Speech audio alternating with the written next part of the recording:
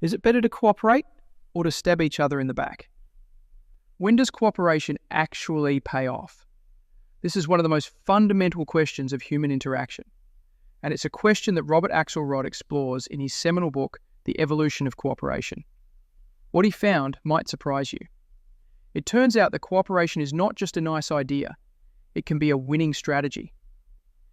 To explore this question, Axelrod designed a fascinating tournament.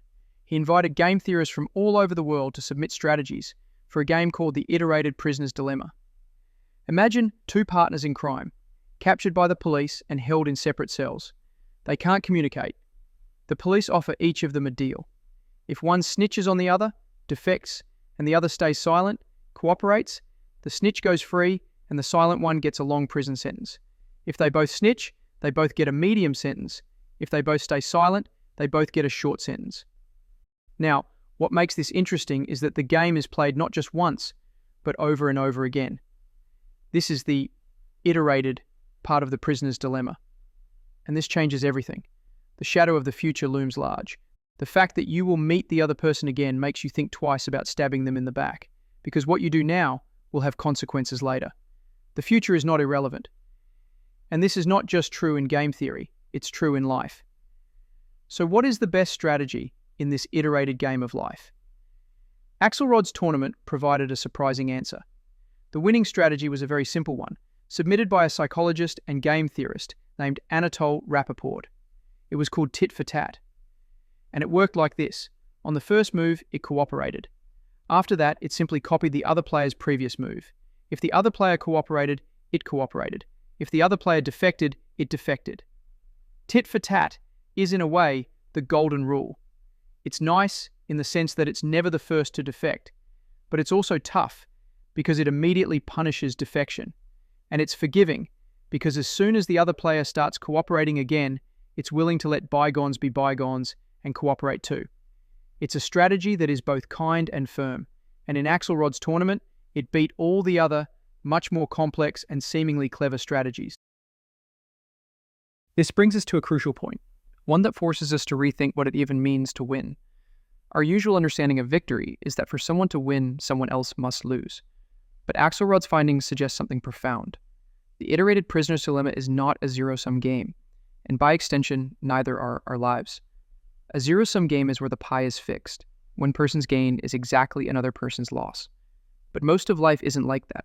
In most situations, it's possible for the pie to grow. It's possible for both sides to win simultaneously. This carries a powerful message. It suggests we should judge our own actions differently. Instead of constantly comparing ourselves to others, we should judge our performance based on the best possible strategy we could have chosen. Success isn't about ensuring someone else fails. It's about achieving your own best outcome. In other words, the most effective path is to not be envious. A successful business partnership or a fruitful scientific collaboration, these aren't situations where one person's triumph is built on the other's defeat. They are non-zero-sum games where value is created together, and everyone is better off. Cooperation is the key to baking a bigger pie, not just fighting over the slices. This leads to a fascinating thought. Could there be larger, macrocycles of cooperation? Imagine a landscape overwhelmingly dominated by nasty strategies. In such a world, it would seem the world has gone bad, and the only rational choice is to be selfish. But how can kindness ever get a foothold? The answer lies in chance and proximity. New strategies can appear randomly, like mutations. A single individual trying to cooperate in a sea of defectors will be swiftly punished and eliminated. But what if, by pure chance, several of these new cooperators appear close to each other, forming a small, local cluster? Suddenly they have partners. They can interact among themselves, playing tit for tat and achieving high scores. This small, stochastically formed embryo of cooperation can survive its hostile surroundings because its members create a pocket of prosperity. Once this island exists, its success becomes visible. Its borders can expand as its strategy proves more successful than the low-scoring misery of the defectors surrounding it. The cluster grows and the cycle begins to turn. And here's where human intelligence comes in. We have the ability to recognize these patterns, to see these cycles for what they are. We can understand that our fates are intertwined. We can learn from past eras of defection and adjust our strategies. We don't have to wait for chance to save us. We can use our intelligence to consciously form clusters of cooperation. to build more resilient institutions and norms that protect against exploitation. Our intelligence can be the catalyst that helps us break the cycle and stabilize the world in a more cooperative state. So when does cooperation pay off? It pays off when there's a future. It pays off when we know we'll have to deal with each other again. It pays off when we can recognize that life is not always a competition, but often a game where we can all win. It pays off when we use our intelligence to understand the power of reciprocity and to build a world where cooperation is the norm, not the exception. The evolution of cooperation is not just a theory, it's a story of hope.